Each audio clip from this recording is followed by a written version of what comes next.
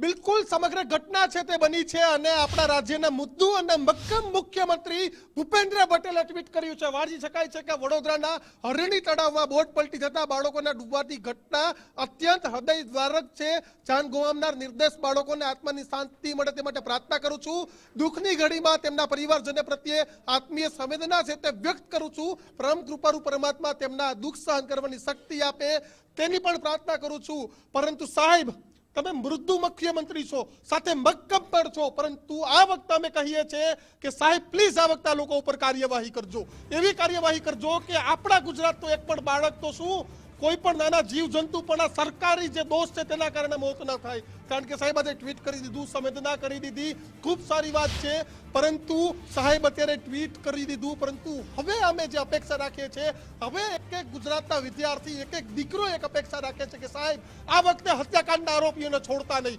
કારણ કે મોરબી વખતે પણ આવી જ ઘટના બની હતી, ત્યારબાદ પહેલા સુરત પણ આવી જ ઘટના બની હતી, હમણાં બનાસકાંઠામાં પણ આવી જ ઘટના બની હતી. વાક કોનો, પાપ કોનું? તો દર વખતે આ પ્રકારની ઘટના બને છે, પરંતુ સાંભળનારું કોઈ નથી. ફક્ત 4-5 લોકો એટલે કે જે બોટમાં બેસાડનારા વ્યક્તિ છે તેને તમે સસ્પેન્ડ કરી દેશો, તેને તમે જેલમાં પૂરી દેશો, તે સિવાયના 2-4 લોકો આવશે તેના ઉપર તમે કાર્યવાહી કરશો. પરંતુ સાહેબ આ વખતે હું પણ તમને બે હાથ જોડીને વિનંતી કરું છું કે તમે આ લોકોને ન છોડતા. પહેલી વખત આ ઘટના ગુજરાતમાં નથી બનતી, આવા હત્યાકાંડ વારંવાર બને છે, પરંતુ હવે ફક્ત કાગળો પર કાર્યવાહી સાહેબ ન થાય. ભૂપેન્દ્રભાઈ, તમારા તરફે ગુજરાતના લોકોને પણ ખૂબ આશા છે, કારણ કે તમે નિર્ણય ખૂબ ઝડપથી કરી લ્યો છો. તો આ વખતે ખૂબ ઝડપથી નિર્ણય કરજો. આ જે હત્યાકાંડના આરોપીઓ છે તેના સામે કાયદેસરની કાર્યવાહી કરજો, તમે પગલાં ભરજો. કારણ કે સાહેબ પહેલી વખતની આ ઘટના નથી. મારા અને તમારા ગુજરાતના કેટલાય લોકો, આ તો માસૂમ વિદ્યાર્થીઓ હતા. સાહેબ તમે વિચાર તો કરો કે માસૂમ વિદ્યાર્થીઓ હસી ખિલખિલાટ સાથે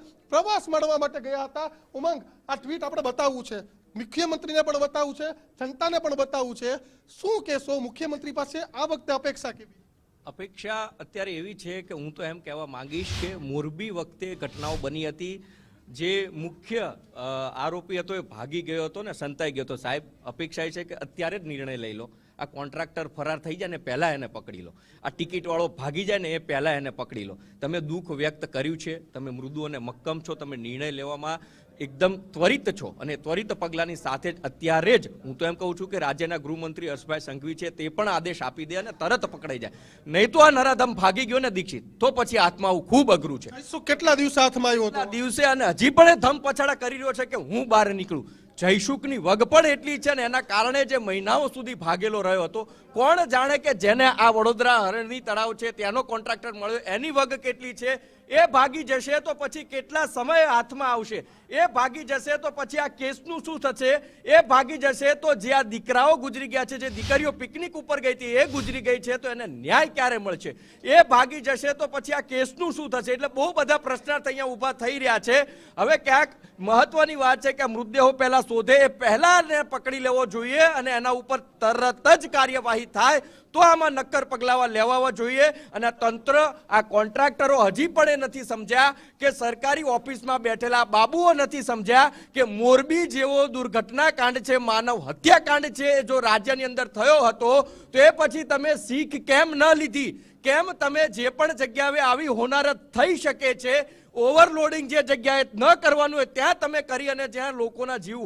હોમાઈ શકે છે આવી જગ્યાઓ હતી તો ત્યાં તમે કેમ સુરક્ષાની ચકાસણી ન કરી? અને સુરક્ષાની ચકાસણી કરવા માટે માત્ર 2x2ના ફોટા, પાસપોર્ટ સાઇઝના ફોટામાં આમ હાથ જોડી અને ઊભા રહ્યા, અમે સાફ કરી દીધું છે એવા ફોટા પડાવ્યા કેમ? જો ખરા અર્થમાં તમે આ વખતે હરણ તળાવ સાફ કરાવ્યું હોત ને તો અત્યારે દીકરાઓ દીકરીઓના મૃતદેહ છે તમને 5 મિનિટની અંદર મળી જતા, પરંતુ હજી પણ કેટલા દીકરા દીકરીઓ છે તેમના મૃતદેહ નથી મળી રહ્યા. એટલે મહેરબાની કરીને આવા ફોટા પડાવવાનું બંધ કરો અને નક્કર કામગીરી કરો, તો જ તમે ફોટા પડાવો. અને હજી પણ એ પરિસ્થિતિનો અંદાજ નથી મળતો કે આ જે દીકરા દીકરીઓ છે તે તેમના જે મૃત્યુ થયા છે આ હોનારતની અંદર, આ હત્યાકાંડની અંદર, ત્યારે હવે આ લોકોના મૃતદેહ દીક્ષિત ક્યારે મળશે? બિલકુલ, આ લોકોના મૃતદેહ ક્યારે મળશે તે સવાલ છે, પરંતુ સત્તા તમારા આઉટપુટ હેઠ મુફદ્દલ આ મામલે નજર રાખી રહ્યા છે. મુફદ્દલ, આંકડો વધી ગયો છે. હવે 15 લોકોના મોતની આશંકા છે. આ દુર્ઘટના સૌથી મોટી દુર્ઘટના છે. 15 લોકોએ જિંદગી ગુમાવી દીધી છે.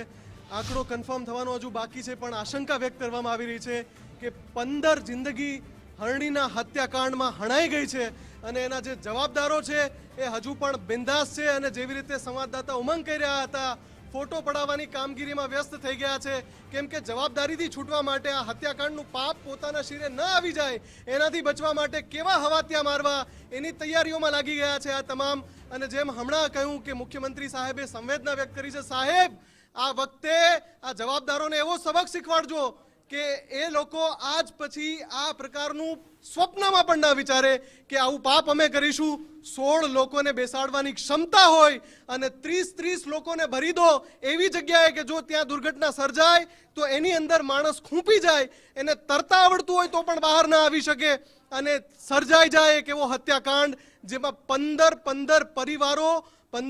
પરિવારો નષ્ટ થઈ જાય કેમ કે જ્યારે એક પરિવારનું એક યુવાન માસૂમ બાળક આવી રીતે અકાળે મૃત્યુને ભેટે છે ત્યારે આખો પરિવાર નેસ્ત નાબૂદ થઈ જાય છે તૂટી જાય છે અંદરથી અને એની વેદનાને અમે શબ્દોમાં બયાન નહીં કરી શકીએ મુખ્યમંત્રી સાહેબ આપ મૃદુ અને મક્કમ મુખ્યમંત્રી છો જનતાની ચિંતા કરવાવાળા છો આ વખતે આ ખાનગી કોન્ટ્રાક્ટર્સને છોડતા નહીં કે જેમણે આવી ઘોર બેદરકારી આચરી છે ગુજરાત પર મોરબી દુર્ઘટનાનું કલંક હજુ ધોવાયું નથી અને વડોદરામાં આ બીજી મોટી દુર્ઘટના છે અને એમાં પણ ઘોર બેદરકારીનું પાપ છે દીક્ષિત એ પાપ ધોવા માટે આકરા પગલા લેવા પડશે બિલકુલ પાપ ધોવા માટે આકરા પગલા છે તે લેવા પડશે ફરીથી એક વખત નિકુંજા ટ્વીટને તમે બતાવો મુખ્યમંત્રી સાહેબે દુઃખ છે તે વ્યક્ત કરી દીધું છે તંત્રને સૂચના આપી દીધી છે સાહેબ સારવાર સાથે સાથે તમે એવી પણ સૂચના આપો કે તમામ આરોપીઓને આજે જ પકડી લેવામાં આવે જે કોન્ટ્રાક્ટર છે જે અધિકારી છે આ તમામને પણ આજે જ પકડી લેવામાં આવે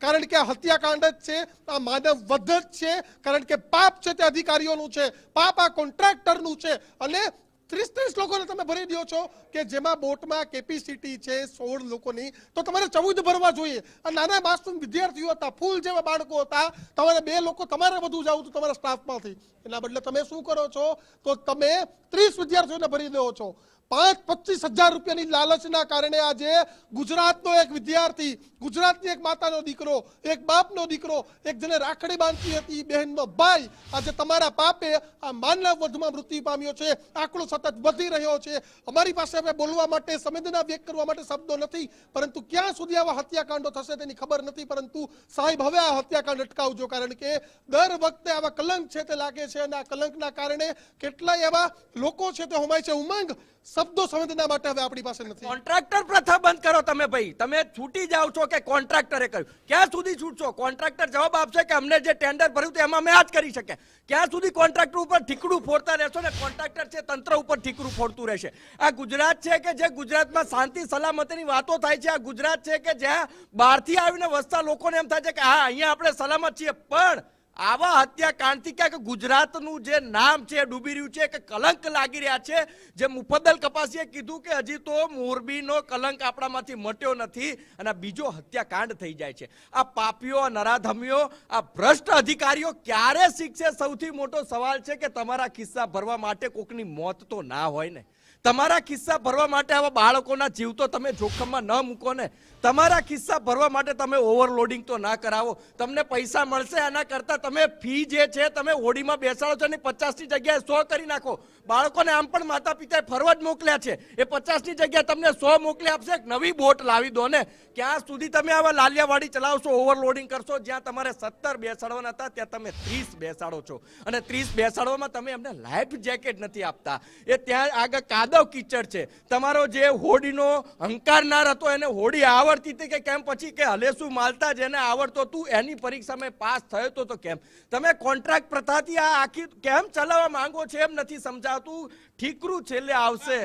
હોડકીની ફિટનેસ હતી કે ન હતી તે ખબર નથી પ્રશ્ન છે કે હોડકીનું ફિટનેસ સર્ટિફિકેટ હતું કે નહીં ફાયર વિભાગે આને એનઓસી આપ્યું છે કે કેમ અને આ હોડકી એ માટે ત્યાં ચાલી શકે એ માટે સક્ષમ હતી કે કેમ માનો કે 16 જણાને બેસાડી શકાય તો અમુક વર્ષે કોઈ પણ વાહન હોય તો એમાં ફિટનેસ સર્ટિફિકેટ લેવા પડે છે એ જ પ્રમાણે ફાયરના પણ વાહન હોય તો એના પણ ફિટનેસ સર્ટિફિકેટ લેવા પડે છે તો તપાસ એ પણ કરજો કે આ હોડી કેટલી જૂની હતી એમાં કેટલા પંચર પડ્યા હતા ને તમે કેટલી વાર એને ગરમ કરી અને ત્યાં છે ને તમે પ્લાસ્ટિકના થપ્પા મારેલા છે એ પણ જોજો સાહેબ કે ત્યાં પંચર પડ્યા પછી તમે કેટલી વાર આ હોડીને સીવી છે એ પણ જોજો કે હલેસા મારવા વાળો વ્યક્તિને એને હોડી ચલાવતા આવડતી હતી કે કેમ કોન્ટ્રાક્ટર પ્રથા જ્યાં સુધી બંધ નહીં થાય ત્યાં સુધી ગુજરાતમાં આ કોન્ટ્રાક્ટરો પોતાના પૈસા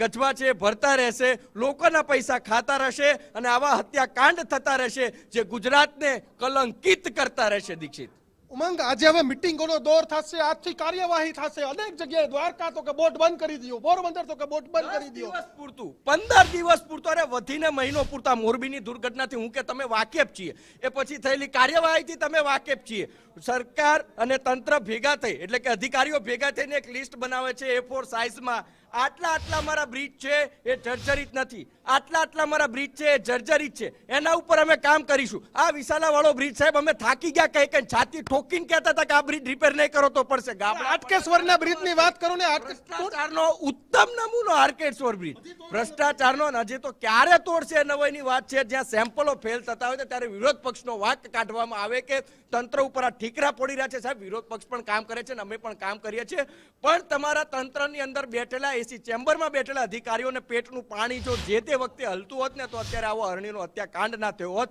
બાળકોનો જીવ ના જયો હોત. અને આ બાળકો ક્યાંક ભવિષ્ય હતું, ક્યાંક કેટલાય સ્વપ્ન એના માતા પિતાના દાદા દાદી એની બહેને ભાઈએ એના કાકાએ કેટલા સપના સેવ્યા હશે. આ ભૂલકાઓને તે જુઓ સાહેબ, તમે કઈ હદે ભ્રષ્ટાચાર કરવા બેઠા છો, કઈ હદે તમે લોકોને લૂંટવા બેઠા છો ને કઈ હદે તમે કોઈ ધ્યાન છે એ નથી રાખતા. દીક્ષિત,